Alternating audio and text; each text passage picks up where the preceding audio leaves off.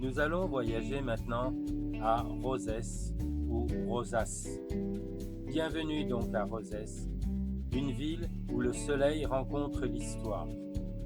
Cette ville a été fondée par des colons grecs il y a près de 3000 ans. C'est maintenant une station balnéaire du nord de l'Espagne qui cache bien plus que de simples plages. Rosès est une station balnéaire célèbre.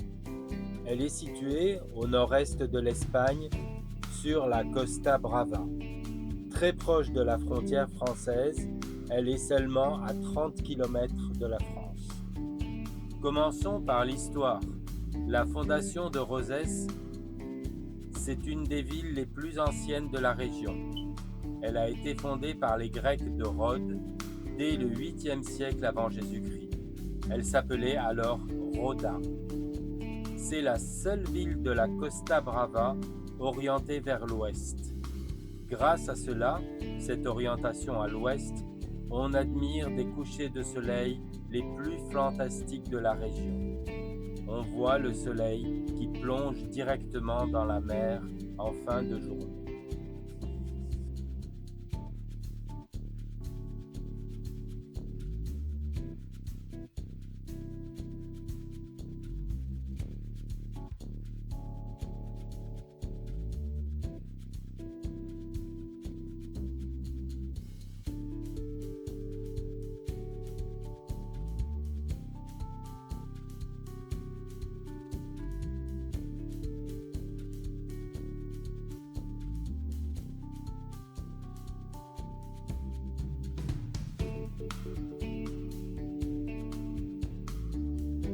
La citadelle de Rosès, aussi appelée Ciudetelia.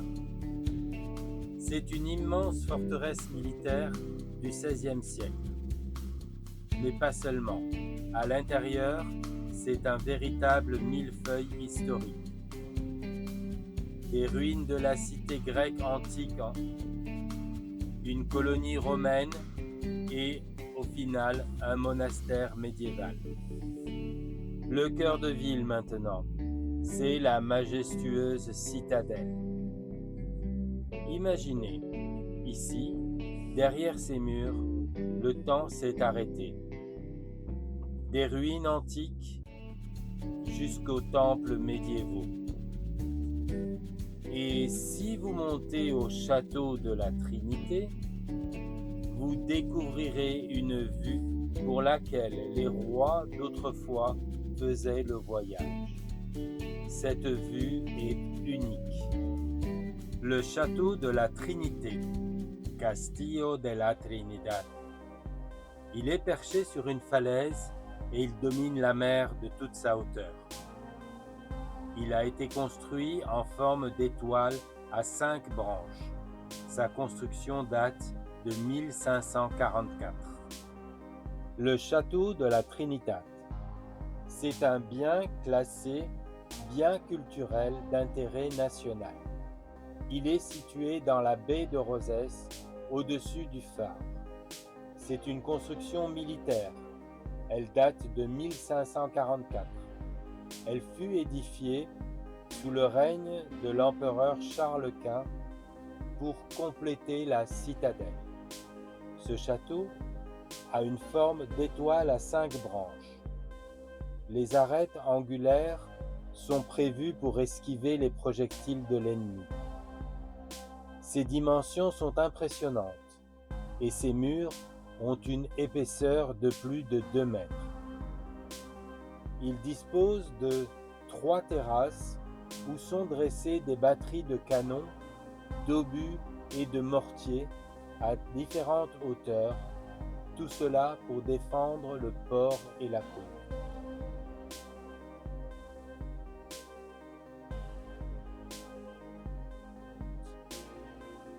Sa garnison se composait au maximum de 200 hommes.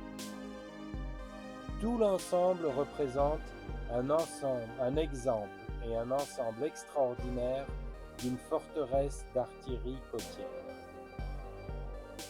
Pour mieux connaître l'histoire de ce château, allons le voir de plus près et rentrons à l'intérieur.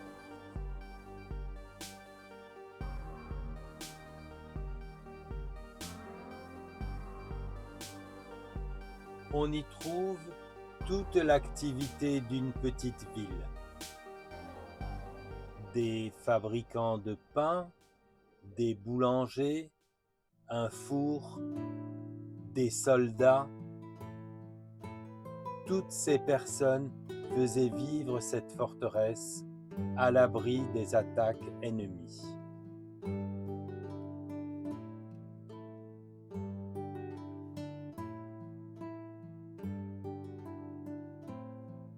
Nous y voyons des labyrinthes qui permettent de relier les 3 terrasses. Les activités sont permanentes. Les personnes sont protégées des attaques ennemies. Le château est avant tout une base militaire de défense de la baie et de la ville de Rosès. On y voit un magasin dans lequel sont entreposés tout le matériel nécessaire à la guerre, des épées, des casques, des musettes, des canons même sont prévus pour surveiller et assurer une tranquillité à l'activité de la ville.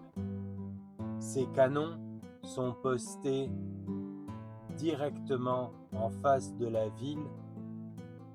La vue est magnifique.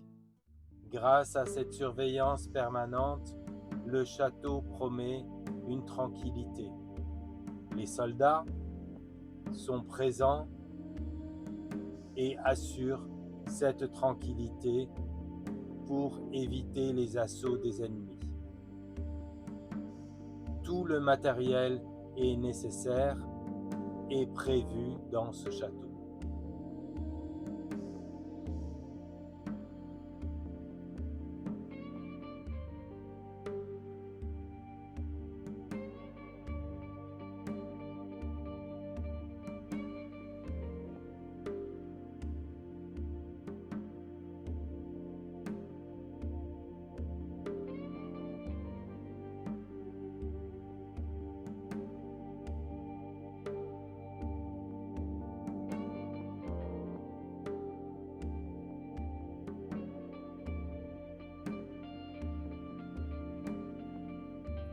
Mais Rosès, c'est aussi vivre l'instant présent. Pour cela, promenez-vous sur la jetée, ayez un œil à la criée du port de pêche, vous y verrez la prise du jour. Et ne manquez pas de goûter au souquet de peix. C'est un ragoût célèbre qui est préparé par les pêcheurs locaux. Bon appétit!